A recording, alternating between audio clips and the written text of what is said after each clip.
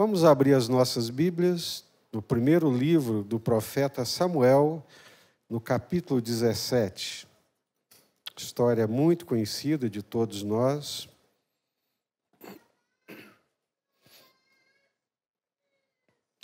Primeiro Samuel, capítulo 17.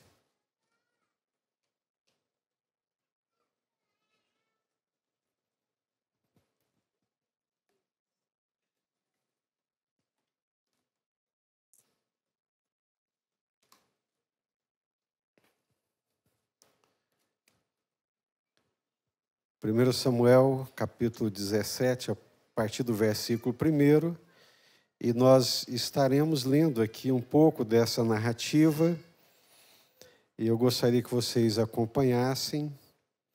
Eu sei que a história ela é muito conhecida, ela é verdadeira, é uma história que aconteceu de fato, e em muitos momentos da Bíblia, essa história é mencionada, e é assim que nós a vemos. 1 Samuel, capítulo 17. Ajuntaram os filisteus as suas tropas para a guerra e congregaram-se em Socó, que está em Judá, e acamparam-se entre Socó e Azeca em Éfes-Damim. Porém, Saul e os homens de Israel se ajuntaram e se acamparam no vale de Elá, e ali ordenaram a batalha contra os filisteus.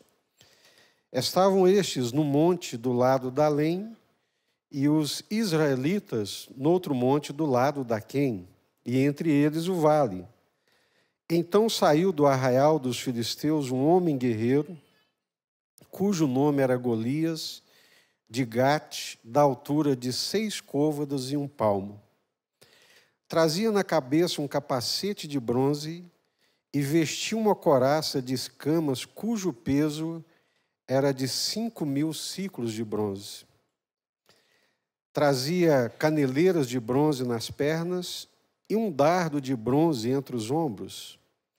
A haste da sua lança era como o eixo do tecelão, e a ponta da sua lança de 600 siclos de ferro. E diante dele ia o seu escudeiro. Parou, clamou às tropas de Israel e disse-lhes: para que saís formando-vos em linha de batalha? Não sou eu o filisteu e vós servos de Saul? Escolhei dentre vós um homem que desça contra mim.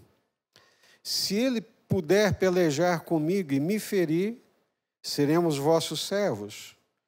Porém, se eu o vencer e o ferir, então serei nossos servos, e vós nos servireis.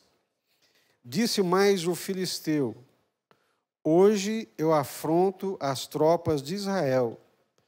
Dai-me um homem para que ambos pelejemos. Ouvindo Saul e todo Israel essas palavras do filisteu, espantaram-se e o quê? E temeram muito. O medo bambeia as pernas, o medo nos faz fugir das batalhas. Eles viram aquele gigante e temeram muito, ficaram muito assustados. Eu quero continuar lendo a partir do versículo 31. Nós demos até o 11, agora quero passar para o 31. Do 11 até o 31 é quando o pai de Davi, Jessé, manda-o para visitar os irmãos que estão no campo de batalha. Versículo 31. Ouvidas as palavras que Davi falara, anunciaram-nas a Saul, que mandou chamá-lo. Davi disse a Saul: não desfaleça o coração de ninguém por causa dele. Teu servo irá e pelejará contra o filisteu. Porém Saul disse a Davi: contra o filisteu não poderás ir para pelejar com ele, pois tu és ainda moço e ele guerreiro desde a sua mocidade. Respondeu Davi a Saul: teu servo apacentava as ovelhas de seu pai, quando veio um leão ou um urso e tomou um cordeiro do rebanho, eu saí após ele e o feri, e livrei o cordeiro da sua boca. Levantando-se ele contra mim, agarrei-o pela barba e o feri e o matei. O teu servo matou tanto o leão como o urso. Este incircunciso filisteu será como um deles, porquanto afrontou os exércitos do Deus vivo. Disse mais Davi: o Senhor me livrou das garras do leão e das do urso. Ele me livrará das mãos deste filisteu. Então disse Saul a Davi: vai-te, e o Senhor seja contigo.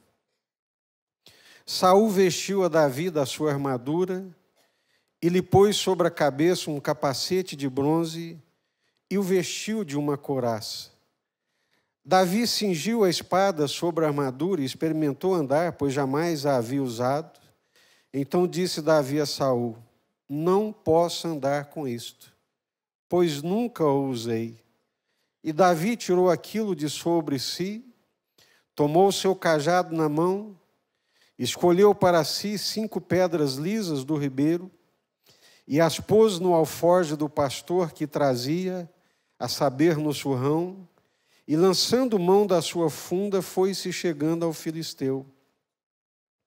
O filisteu também se vinha chegando a Davi, e o seu escudeiro ia diante dele. Olhando o filisteu e vendo a Davi, o desprezou, porquanto era moço e ruivo de boa aparência.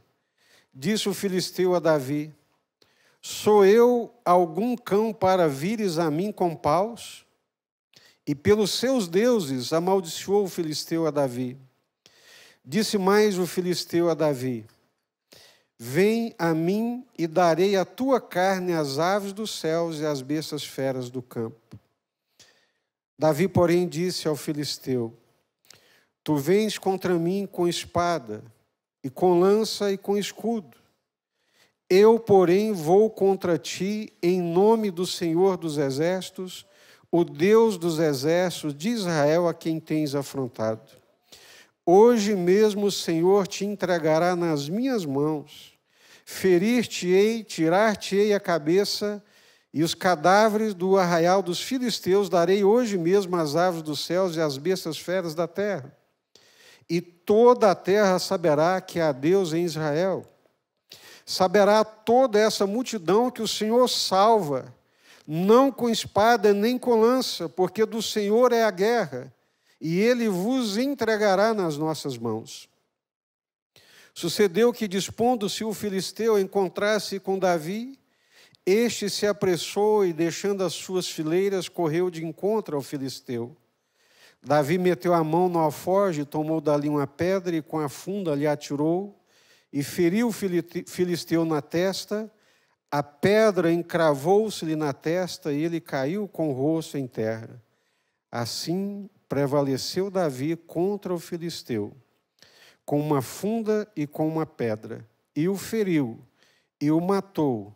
Porém não havia espada na mão de Davi, pelo que correu Davi e, lançando-se sobre o filisteu, tomou-lhe a espada, desembainhou-a e o matou, cortando-lhe com ela a cabeça.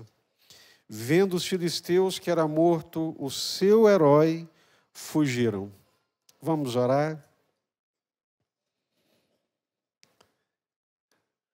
Senhor, nós cremos que a Bíblia Sagrada é a Tua palavra. A Bíblia Sagrada é a palavra de Deus. E por meio dela nós temos recebido a palavra do Senhor. Por meio dela nós somos admoestados, por meio dela nós somos instruídos, mas também somos fortalecidos, porque a fé, ela vem pelo ouvir e o ouvir da palavra de Deus. Ajuda-nos, Senhor. Dá-nos ouvidos atentos àquilo que o Senhor tem para falar conosco nessa noite. Livra-nos de toda perturbação. Livra-nos de toda inquietação, da indolência, da preguiça espiritual, da dispersão, das muitas distrações do tempo presente. Fala conosco, fala ao nosso coração, pois nós te suplicamos em nome do Senhor Jesus, para a tua glória e para o teu louvor. Amém. Glória a Deus. Nós temos estudado a palavra de Deus aqui, domingo após domingo, nos nossos pequenos grupos também. E estamos vendo nenhuma religião se compara à fé cristã, ao cristianismo, no que se refere à moral. O cristianismo é de uma ética moral elevadíssima, e todos nós sabemos disso. Nenhuma outra religião que existe sobre esse planeta, e são muitas, algumas maiores, mas nenhuma delas se compara àquilo que o cristianismo nos ensina em relação a Deus, em relação ao nosso próximo, a maneira como nós devemos nos portar diante de Deus, mas também a maneira como devemos tratar o nosso próximo. É de um teor ético, moral elevadíssimo, de uma dignidade colocada a toda prova. Mas eu quero lhes dizer nessa noite que se o cristianismo fosse apenas uma religião, ou se nós quiséssemos transformar o cristianismo apenas numa religião ético-moral, nós perderíamos uma boa parte dele. Porque esse mesmo cristianismo, essa mesma fé cristã que possui essa ética moral elevada, é também uma religião que crê num Deus vivo, num Deus presente, num Deus que interfere na nossa vida e na nossa realidade cotidiana. Sem fé é impossível agradar a Deus. Se nós vivêssemos um sistema religioso baseado apenas em regras e costumes, nós perderíamos muito daquilo que Deus tem para nós. Deus é um Deus vivo, é um Deus presente, um Deus que responde às nossas orações, um Deus que responde ao nosso clamor, um Deus que age a nosso favor. Eu sinto muito e lamento muito porque muitos cristãos hoje, muitos crentes, muitos de nós que aqui estamos, pouco a pouco fomos nos acostumando a regras, a uma religiosidade semanal, domingueira, e fomos perdendo esse ardor, dessa confiança, desse relacionamento em Deus, num Deus que age, num Deus que interfere, num Deus que responde às nossas orações. A vida seria muito dura e muito esvaziada de significado sem esse relacionamento de fé e de confiança em Deus. Seria muito duro trabalhar e confiar apenas na força do nosso braço. Seria muito duro trabalhar, lutar e confiar apenas na nossa experiência, ou confiar nas nossas amizades, ou confiar num cenário econômico favorável, ou se abater diante de um cenário econômico ruim. Seria uma fé que perderia muito do significado daquilo que Deus tem para nós. A melhor coisa da vida cristã é a presença de Deus. A melhor coisa de viver com Jesus é porque Ele nos conectou a Deus, Ele nos ligou a Deus, um Deus vivo que nos trata como filhos e a quem nós podemos chamar de Pai. A confiança em Deus é fundamental para vivermos, para acordar toda segunda-feira. Nós estamos aqui nesse momento maravilhoso de louvor, de adoração, mas isso aqui não é para ser um anestésico, não é para ser uma fuga da realidade, não. Amanhã nós vamos acordar, vamos ter contas a pagar, vamos ter médicos a enfrentar, vamos ter situações para vivenciar, e seria muito esvaziado e muito duro se fizéssemos isso sem a graça de Deus, sem a presença de Deus, sem a confiança em Deus. A melhor coisa é viver essa vida íntima, pessoal com Deus, sabendo que Ele é um Deus presente, que cuida de nós, que nos socorre no momento oportuno. E nessa noite eu quero falar sobre o que o texto já está nos dizendo, enfrentando e derrubando os gigantes. Às vezes nos deparamos com situações que são tão grandes quanto esse Golias. Às vezes nos deparamos com situações que estão muito além da nossa força e das nossas capacidades. Mas quando nós olhamos para nós mesmos e vemos as nossas limitações, nós nos assustamos e nos abatemos, como ficou Saul e o seu exército. Mas quando fazemos como Davi, que olha para o Senhor e confia no Senhor, não tem gigante que seja grande demais, não tem batalha que seja impossível de ser vencida, enfrentando e derrubando gigantes. A confiança em Deus é fundamental para enfrentarmos as nossas batalhas. E são muitas. E diversificadas. E uns enfrentam umas de uma maneira e outros enfrentam de outras. Alguns enfrentam gigantes enormes relacionados à saúde. Outros enfrentam gigantes enormes relacionados à vida financeira, à vida econômica, à vida profissional. Outros precisam enfrentar gigantes que são enormes relacionados à vida familiar, aos relacionamentos familiares, ao relacionamento conjugal, às vezes no relacionamento com os filhos, que assumem vida e comportamentos que não foram criados, e nem nos piores pesadelos imaginamos que poderiam viver a vida que estão vivendo. Mas, repito, a confiança em Deus é fundamental para enfrentarmos as nossas batalhas. A certeza de que o nosso Deus não é um Deus que foge quando a situação fica preta, mas é um Deus que entra conosco na batalha. É um Deus que entra conosco na fornalha de fogo. Às vezes, Ele não impede de sermos lançados na batalha ou entrarmos na fornalha de fogo, mas nós temos a certeza de que Ele entra nessa fornalha juntamente conosco. Às vezes, não nos impede de passarmos por um Jordão transbordante, assustador. Mas Ele passa conosco. Por isso que o profeta Isaías disse, olha, quando passardes pelas muitas águas, estas não te afogarão. Quando passardes ou tiverdes que passares pelo fogo, ele não te queimará. Porque Deus passa conosco, irmãos. O nosso Deus é um Deus presente. O dia que eu perder essa fé, o dia que eu perder essa graça, meu coração vai ficar uma pedra de gelo, a vida vai perder o brilho, vai perder o sentido, vai perder a alegria. Tem batalhas que eu não gostaria de entrar nelas, tem gigantes que eu jamais gostaria de enfrentar. Mas eu sei e tenho certeza que em todas as batalhas que Deus colocar diante de mim, eu tenho certeza absoluta de que Ele estará comigo. Isso é algo que não pode ser roubado de nós. Sem fé é impossível agradar a Deus. Está escrito na Bíblia Sagrada, lá em Hebreus, no capítulo 11, sem fé é impossível agradar a Deus.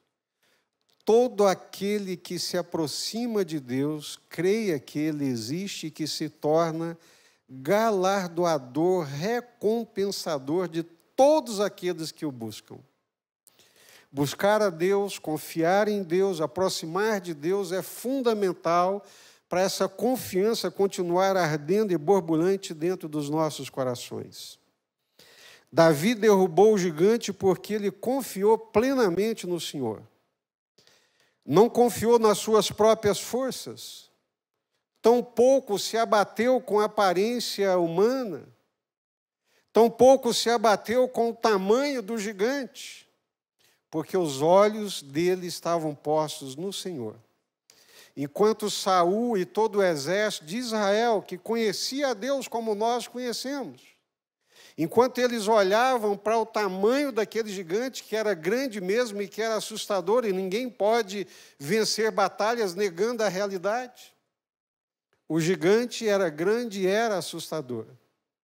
Mas Davi não olha para o tamanho do gigante. Ele olha para o tamanho do Deus que ele conhecia e que ele servia.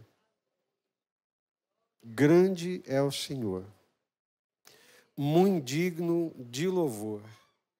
Grande é o Senhor dos exércitos, que nunca entrou numa batalha para perder e nunca foi derrotado. Às vezes, Deus nos coloca no campo de batalha sem pedirmos.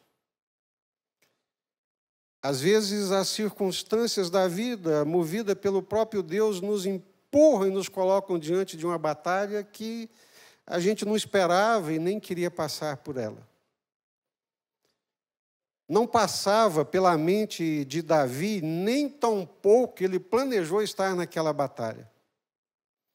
Mas Deus, na sua soberania, nos seus atos soberanos, na sua liberdade, soberania, autoridade de se meter nas nossas vidas, principalmente na vida dos teus servos, Deus cria as condições para colocar Davi diante daquele gigante. Ele não acordou de manhã dizendo, hoje eu vou matar um gigante. Ele não acordou num campo de batalha já ali preparado e listo, não é para poder entrar naquela batalha, não, de forma alguma. Tem batalhas que nós fomos colocados nelas que nós não planejamos. E às vezes elas são muito duras. E às vezes elas se apresentam de uma forma gigantesca. Davi estava tranquilinho lá, cuidando das ovelhas do seu pai. Estava lá trabalhando. Nem passava pela cabeça dele, pelos seus melhores planos e nem nos seus piores pesadelos. Mas o seu pai lhe diz, meu filho, os seus irmãos, os seus 3 irmãos maiores, estão lá no campo de batalha. Eu preparei aqui algumas coisas e quero que você vá lá levar para eles pão, trigo tostado, queijo para o capitão de 1000. E aproveite, filho, indague lá como é que eles estão. Consegue imaginar o coração de um pai que sabe que os filhos, os 3 filhos maiores estão numa batalha? Teus irmãos estão lá na batalha. E você vai lá para saber como é que eles estão.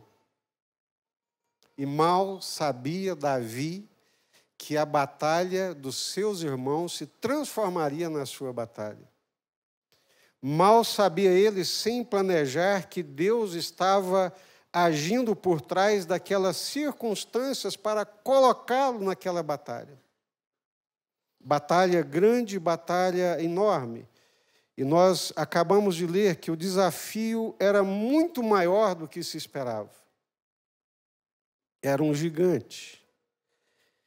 E depois você pode dar uma olhada aí no Google, hoje com a inteligência artificial nem se fala. A couraça de bronze, a couraça daquele gigante pesava aproximadamente 60 quilos. Consegue imaginar um guerreiro que vai para a batalha com uma couraça, só a couraça que protegia o seu peitoral pesava 60 quilos? Era realmente um gigante. Somente a ponta da lança, a ponta da sua lança pesava em torno de 7 quilos.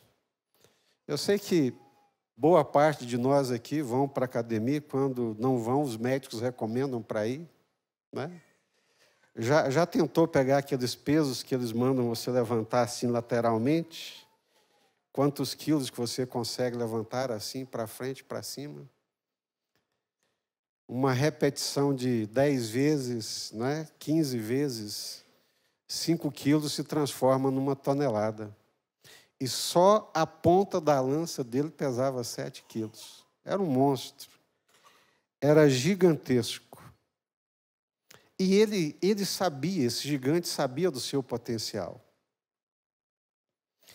Ele sabia que ele era assustador.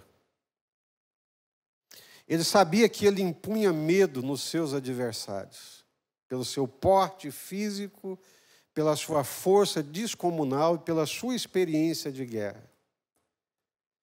E diz o texto que todos os dias ele saía de manhã e de tarde para afrontar, para envergonhar, para desafiar e passar vergonha no povo de Deus. Todo dia, por 40 dias, de manhã e de tarde, eles eram obrigados a engolir aquela humilhação. Porque ele era grande, ele era forte, ele era assustador, ele amedrontava. E sabendo, consciente da sua força, consciente do seu porte, do seu tamanho, ele saía de manhã e dizia: não tem por acaso aí algum homem, não tem aí um soldado, um guerreiro? Para que nós vamos nos sangrar aqui no campo de batalha? Não. Que venha um só, batalhe comigo, e nós vamos aqui representar os nossos exércitos.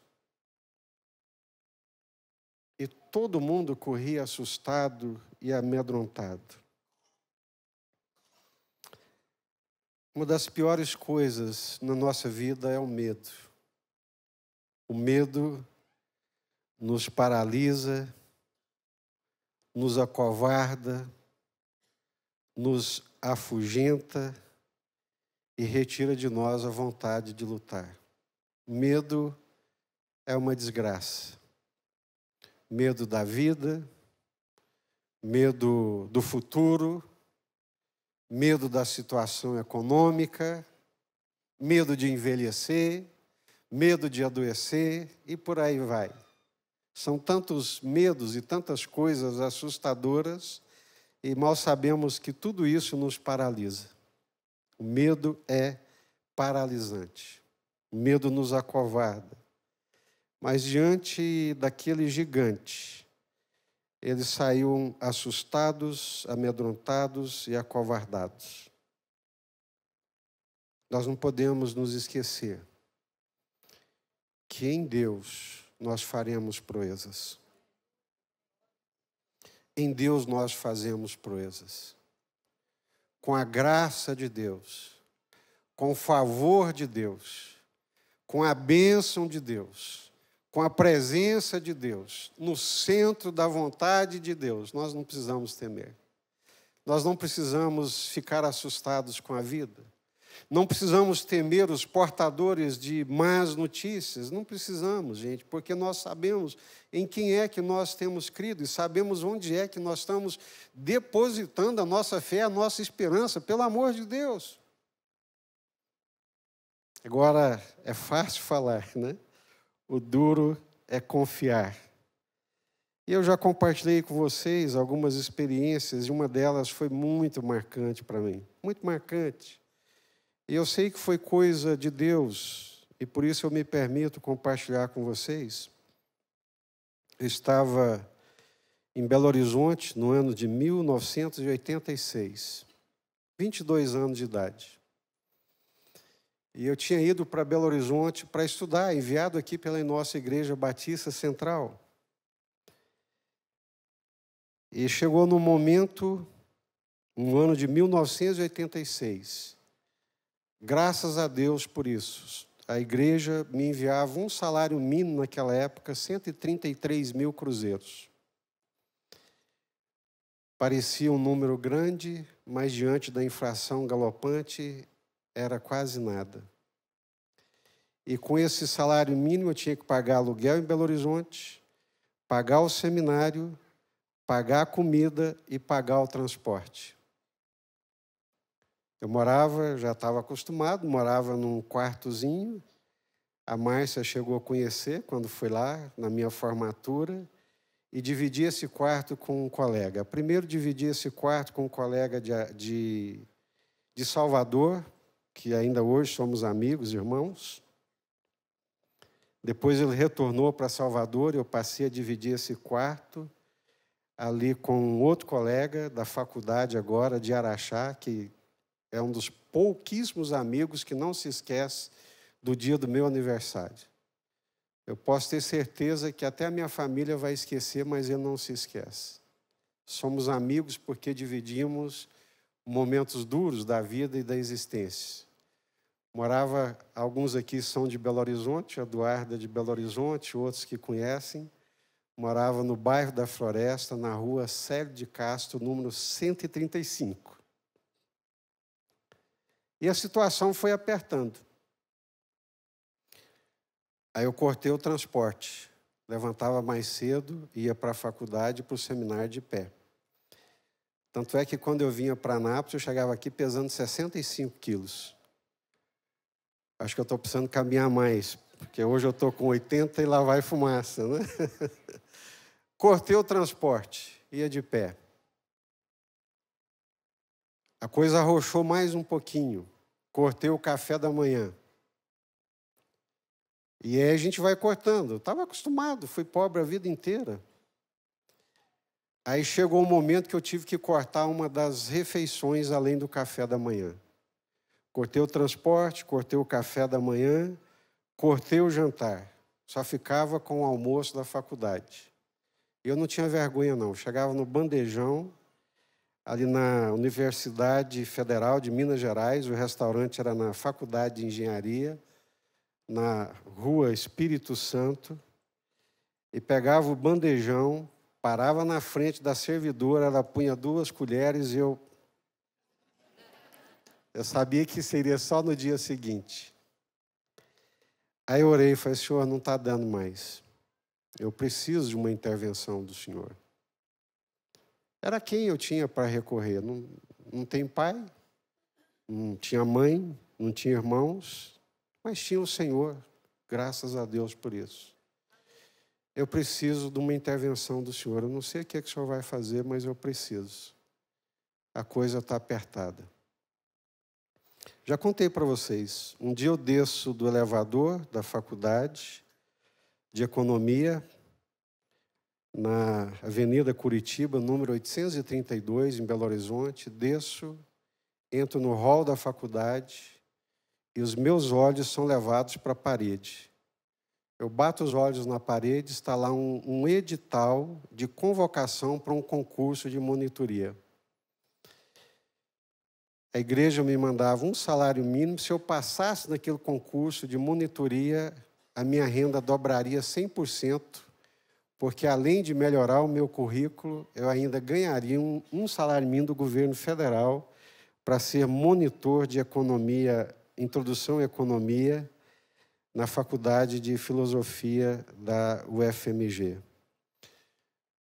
Gente, os meus olhos foram puxados para aquele edital. Eu nem passou pela minha cabeça mais nada. Fui impulsionado e me inscrevi para aquele concurso. Me inscrevi.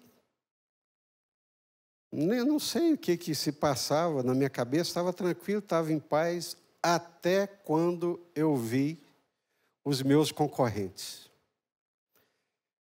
Nos inscrevemos vários alunos, e quando eu desci para ver os concorrentes que estavam para disputar aquele concurso, eram os melhores alunos da faculdade. Um deles tinha estudado na França, não sei quantos anos, tinha estudado no Colégio Loyola. O cara era inteligentíssimo, falava o francês fluentemente. O outro tinha estudado nos Estados Unidos, e eu, de Abadiânia, estudando em escola pública a vida inteira. Quando eu vi aqueles gigantes, eu me acovardei. Quando eu olhei para aqueles gigantes, eu pus o rabinho entre as pernas e falei, já era, isso não vou nem lá, vou passar vergonha.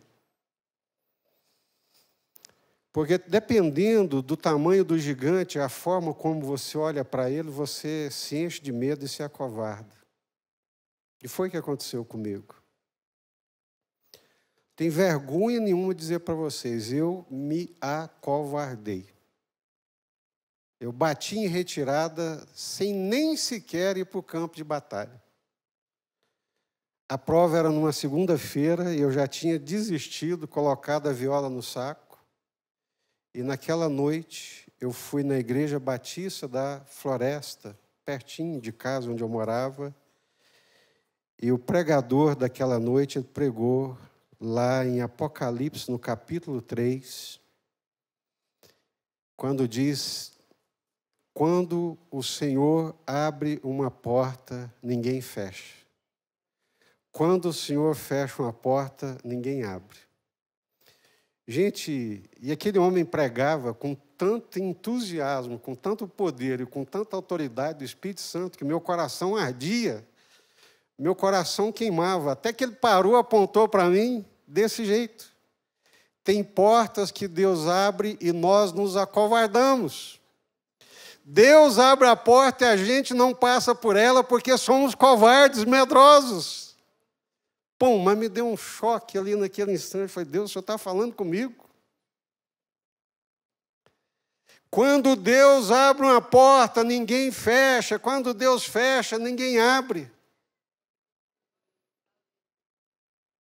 Um entusiasmo do Espírito Santo, uma fé renovadora entrou dentro do meu coração. Eu disse: quer saber, eu vou lá fazer essa prova. Eu estou com medo porque eu sou covarde. Na verdade, eu estou com vergonha. Estou com vergonha da derrota. Estou com medo da derrota, sem nem sequer entrar na batalha. Que covardia, que frouxidão é essa? E fui lá para fazer a tal da prova. Fiz a prova da melhor maneira que eu pude. Não queria saber com quem que eu estava concorrendo. Eu só sabia de uma coisa: se Deus abrisse a porta, não tinha ninguém para poder impedir, irmãos. Quando nós olhamos para os gigantes, nós nos acovardamos, mas quando nós olhamos para Deus, nós nos agigantamos, e o gigante é que fica apequenado diante de nós. E aqui não tem desculpa de temperamento, não. A desculpa aqui é a falta de fé, covardia mesmo. E Paulo escrevendo para Timóteo, seu filho na fé, o discípulo, que estava ali meio deprimido, meio acovardado por causa da prisão de Paulo. Paulo estava preso e o Timóteo está lá: ai, ai, ai, o que vai acontecer comigo? E Paulo escreve para ele: meu filho, Deus não nos deu espírito de covardia. Crente covarde é um contrassenso em relação àquilo que o Espírito Santo de Deus pode fazer em nós e através de nós.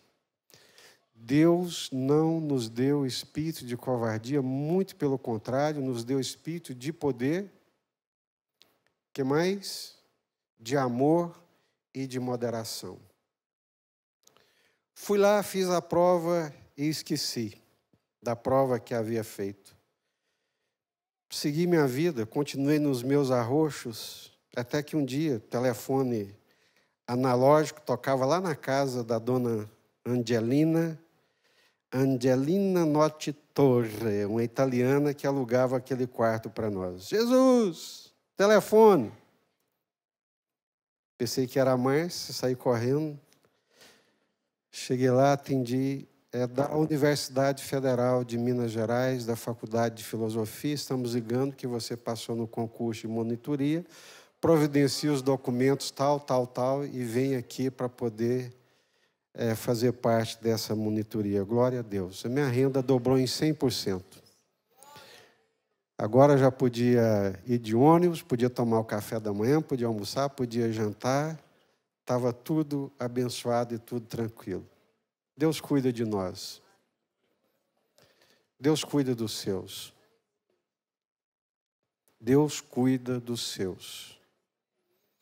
Deus cuida de você, meu irmão. Deus cuida. Deus cuida. Deus cuida. Nós nos assustamos, porque os gigantes são reais. Eu não vou tripudiar da sua luta e nem da sua adversidade ou do seu gigante. Quem sou eu? Não sou doido. Deus cuida. Deus cuida dos seus de uma forma maravilhosa, extraordinária e surpreendente.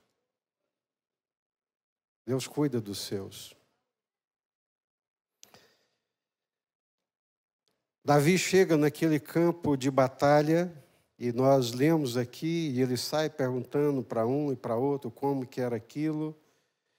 E aquela conversa toda, aquelas perguntas dele, chega até o rei, e o rei manda chamá-lo.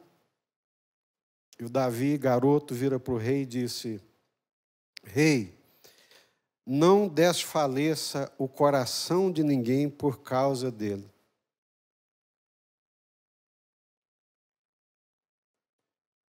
Não tenha medo. Não afunde na depressão. Ninguém aqui precisa desfalecer o coração por causa desse gigante. Teu servo irá e pelejará contra o filisteu.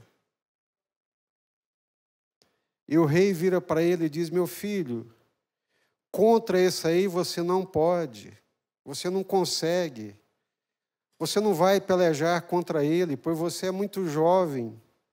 Ele é um guerreiro desde a sua mocidade. O que o rei está dizendo para o Davi é: olha, você não pode, você não consegue, não entra nessa batalha porque você não tem a experiência necessária, você não tem o cacife necessário para poder entrar numa batalha dessa, meu filho. Quantas vezes nós ouvimos isso? Não precisaria nem dizer para vocês, vocês me conhecem, que não é palavra de coach, nem de alta ajuda, não.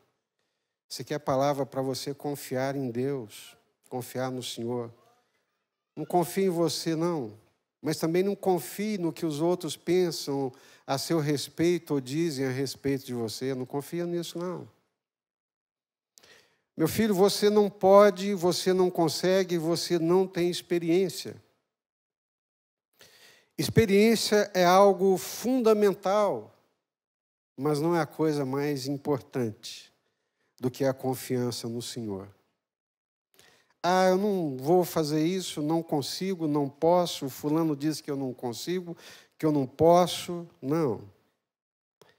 Nós olhamos para Deus e nós confiamos em Deus. Golias era um guerreiro extremamente experiente, Davi muito jovem, pouca experiência, mas cheio de confiança no Senhor. Saul, o rei, disse a Davi: contra o filisteu não poderás. Já ouviu isso?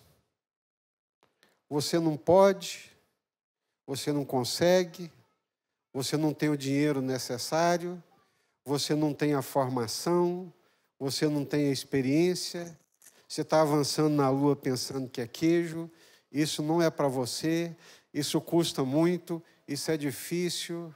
E a gente vai ouvindo, e vai se achatando, e vai se abaixando, e vai se apequenando, e o gigante vai crescendo. Aí o Davi falou: não, rei, o senhor está olhando para mim aqui, para a minha aparência, mas o senhor não sabe o que Deus já fez na minha vida. O senhor está me conhecendo aqui agora, mas Deus me conhece há muito tempo. E não é a primeira batalha que eu vou enfrentar, não. Eu posso não ter a experiência para essa batalha, para esse gigante, mas eu tenho experiência com o Senhor. Eu sei quem é o Deus a quem eu sirvo.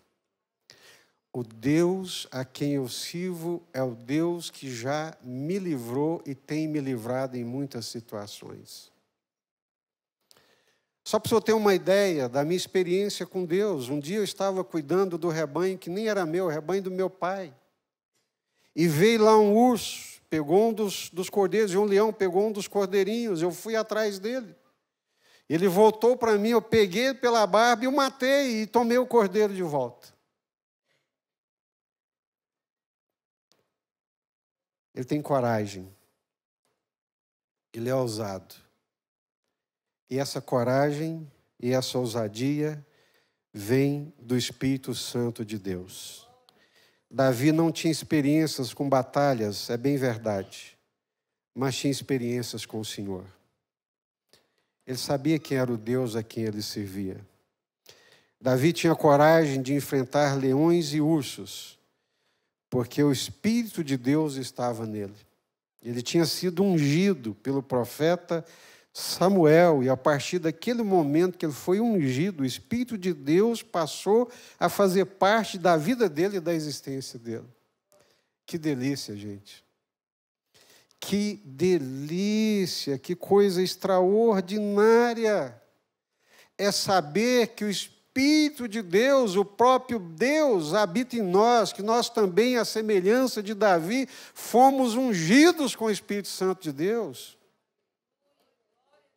Esse Espírito Santo que capacita, esse Espírito Santo que dá sabedoria, sabedoria do céu, sabedoria celestial. Ah, que delícia, que bênção, que glória, que extraordinário. Tem muitas coisas que já fizemos, muitas batalhas que já vencemos. E às vezes achamos que é por nós, que é por nossa força, pela nossa experiência, mas não foi, você não percebeu ainda, mas foi o Senhor, foi a graça de Deus, é o poder de Deus, é a ação sobrenatural do Espírito Santo de Deus. Davi tem coragem de enfrentar ursos, leões, porque o Espírito de Deus habita nele, o Espírito de Deus está nele, e o Espírito de Deus não é espírito de covardia, mas é de poder. Amém? O Espírito de Deus é espírito de poder, gente, é de ousadia, é de autoridade. Quem tem o Espírito do Senhor tem tudo que mais que precisa. Coragem e sabedoria vêm de Deus. Você não pode, meu filho, você não consegue, você nunca guerreou, você nunca foi numa batalha, como é que você vai enfrentar um guerreiro desse porte, com essa experiência toda? Não, rei, eu tenho o Espírito Santo de Deus, eu sei, eu conheço Deus a quem eu sirvo. Deus me livrou das garras do leão, Deus me livrou das garras do urso, e Ele me livrará das mãos deste filisteu. Aí o rei se rendeu e disse: vai, meu filho, e o Senhor seja contigo. Porque se o Senhor for contigo, acabou. Tudo que nós precisamos é disso. Aí aconteceu outra coisa interessante do Saul, que era um homem que tinha perdido a graça de Deus, tinha perdido o entendimento de Deus e só agia agora na carne.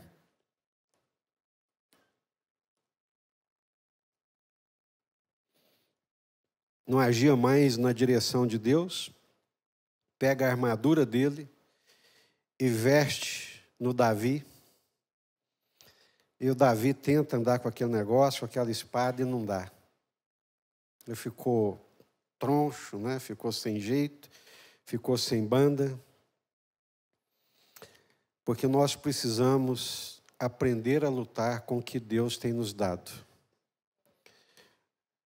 Nós até podemos, sim, olhar para outros, perguntar para outros, da experiência de outros, né? Mas não podemos querer viver a vida do outro. Não podemos querer usar aquilo que Deus tem dado para outro. Meu filho está aqui, a armadura, vai com essa armadura. Aquela armadura era de Saul, não era de Davi. Aquela armadura servia para o Saul, mas não servia para o Davi. Deus nos livra e nos dá a vitória a partir daquilo que Ele tem nos dado. Não adianta. Eu vejo irmãos, não é, batendo cabeça de um lado para o outro, sofrendo. Eu falo, meu filho, né, falo para o jovem, meu filho, tenha paciência. Tenha paciência. Se Deus colocou nas suas mãos para ser um advogado, fica tranquilo. Seja o melhor que você puder ser, mas confie nisso que Deus colocou nas suas mãos. Se Deus te chamou, colocou no seu coração a possibilidade de fazer isso, aquilo, aquilo outro, confia naquilo que Deus colocou nas suas mãos. Não queira pegar a armadura do outro, fazer como o outro faz. Querer imitar o outro, gente do céu, que loucura, que besteira. Deus livra da forma como Ele quiser e dá a vitória do jeito que Ele quiser. O que Deus tinha colocado nas mãos de Davi, gente, era um cajado, uma funda e pedras. É com isso, Davi, que você vai vencer o gigante. É com isso que você vai vencer o gigante.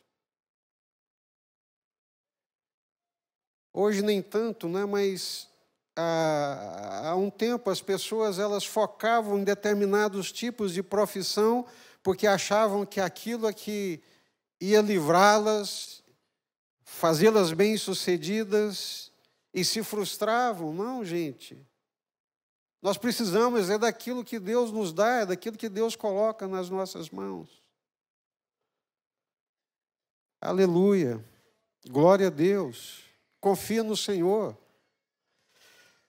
Rei, não dá, essa armadura aqui, não sei nem andar com isso, não adianta, é sua, não é minha.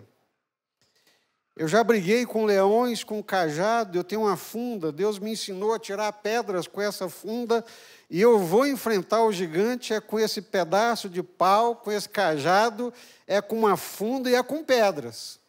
Porque é isso que Deus me deu, é isso que eu tenho nas mãos. E quando ele sai para o campo de batalha, o gigante olha para ele, o despreza, e diz, você vem contra mim com um pedaço de pau. É com esse pedaço de pau que você vai cair e que as suas carnes serão dadas hoje para os animais e as bestas feras do campo. Eu sou algum cachorro para você vir contra mim com um pedaço de pau? É o que Deus me deu, é o que eu tenho na mão, é com isso que eu vou vencer as minhas batalhas e os meus gigantes. O gigante estava confiado no seu tamanho, na sua força, mas Davi estava confiado no Senhor, no tamanho do seu Deus. Amém? Vamos orar? Curva a sua cabeça. Não sei se você estava com medo da segunda-feira, se tem alguma coisa te assustando, mas eu quero te convidar a olhar para o Senhor nessa noite, para esse Deus que abriu as portas do coração dele para nós, que entrou na nossa vida e passou a fazer parte da nossa vida. A melhor coisa que já aconteceu na nossa vida foi o dia que o Senhor entrou nela. Esse Deus, Criador dos céus e da terra. O dia que eu descobri o tanto que Deus me amava, eu fui liberto. Fui liberto do complexo de inferioridade.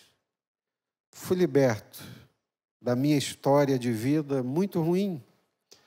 Fui liberto porque o Senhor entrou na minha vida. O Senhor entrou na minha casa. O Senhor me deu uma esposa temente. O Senhor entrou na vida dos meus filhos. O Senhor me deu filhos tementes a Ele. Louvado seja Deus. A melhor coisa, gente. A melhor coisa é andar com o Senhor, é ter o Senhor nas nossas vidas. Olha para o Senhor nessa noite. Tira os olhos do gigante.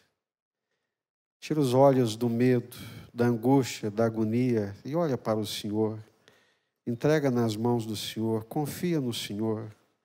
Entrega e o mais Ele fará.